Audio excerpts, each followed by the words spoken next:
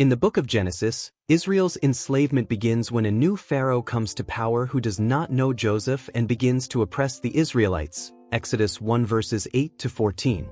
But in Jubilees, this period of enslavement is seen as part of a cosmic prophecy that had already been written in the heavenly tablets.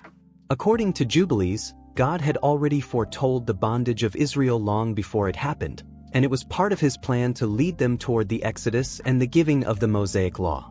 This prophetic plan connects directly to Joseph's role in bringing Israel to Egypt in the first place.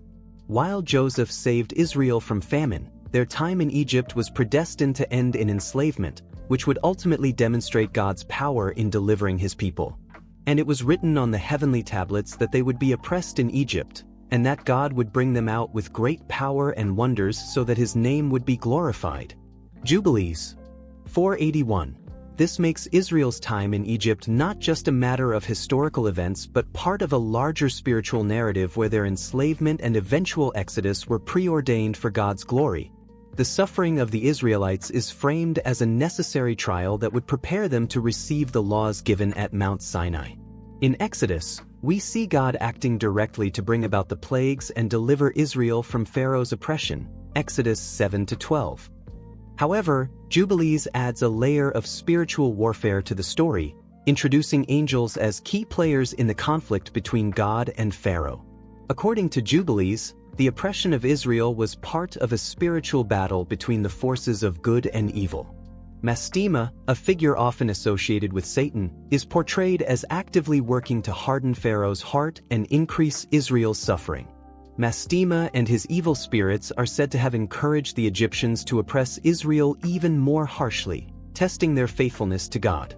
And the prince of Mastema stood against them, and he sought to destroy them with hard bondage and to cause them to forsake their faith in the Lord. Jubilees 48:9.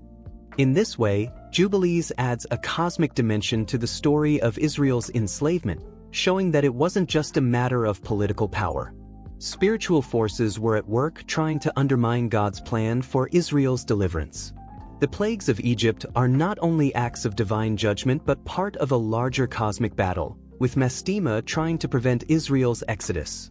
In Jubilees, the heavenly tablets play a central role in explaining how the laws and the timing of the exodus were part of God's eternal plan. According to Jubilees, the exodus wasn't just a reaction to Israel's suffering.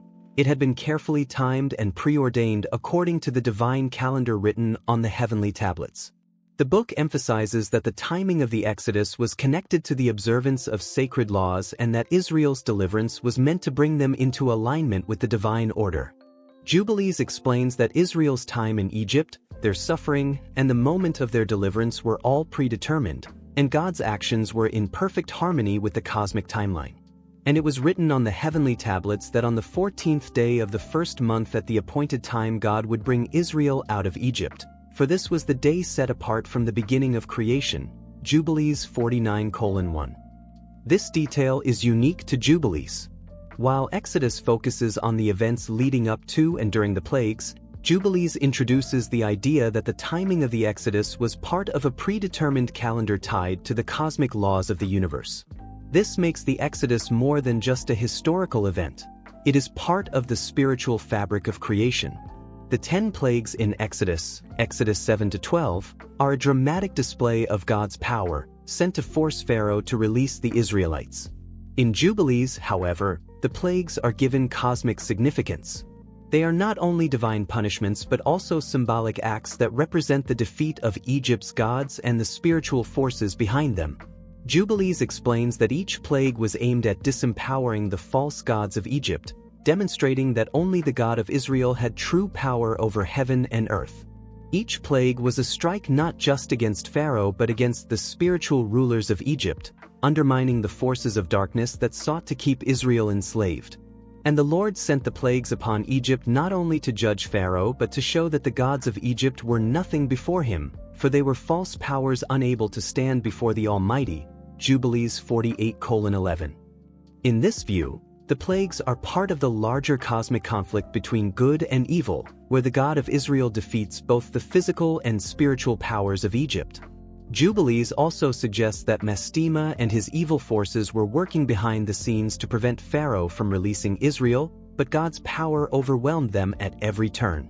In Exodus, we see Moses receive the law directly from God on Mount Sinai. But Jubilees adds the detail that these laws were not created in that moment. They were already inscribed on the heavenly tablets long before Moses' time. According to Jubilees, the heavenly tablets are essentially a cosmic record of all of God's laws, established at the very beginning of creation, and they serve as a guide for both angels and humans. Jubilees emphasizes that Moses was simply the human recipient of laws that had been preordained for all time. The Mosaic Law, therefore, is not just a set of rules for the Israelites. It is part of a divine order that governs the entire universe. This means that the laws given to Moses were always meant to be revealed, and their timing was in accordance with the divine calendar. And the law and the testimony were ordained and written on the heavenly tablets, created even before the foundation of the world, so that they might guide all the generations of the children of Israel. Jubilees 6:17. While Exodus focuses on the dramatic revelation of the law at Sinai, Jubilees presents it as part of a cosmic plan. The laws were already written in heaven, waiting for the right time to be revealed to Moses and the Israelites. One of the most fascinating aspects of Jubilees is its insistence that the Mosaic Law was observed long before Moses. While the traditional Bible portrays Abraham, Isaac, and Jacob as righteous individuals, it doesn't specify that they were given the full law. Jubilees, on the other hand, claims that the patriarchs were already observing the Sabbath, performing sacrifices, and following many of the laws that would later be given to Moses. This makes the Mosaic Law not a new development but a restoration of the laws that had been passed down from the beginning of time. The patriarchs received these commandments through divine revelation and through the angels, who guided them. For example, Abraham is described as following the Sabbath and the dietary laws long before they were officially given to Israel. For Abraham kept the Sabbath, circumcised his sons, and followed the commandments of the Lord that were written on the heavenly tablets.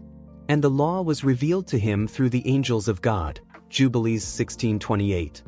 In this way, Jubilees presents the law as a timeless code given to all the righteous from Adam onward. Moses was simply the one chosen to deliver it in its complete form to the nation of Israel. One of the most unique contributions of Jubilees to the story of the Mosaic Law is its emphasis on the cosmic calendar.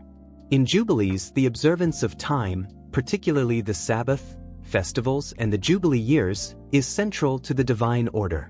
These laws of timekeeping are presented as part of the heavenly tablets, and following them is seen as a way of aligning with the divine rhythm of the universe. In Jubilees, the solar calendar is emphasized over the lunar calendar, with a year consisting of 364 days.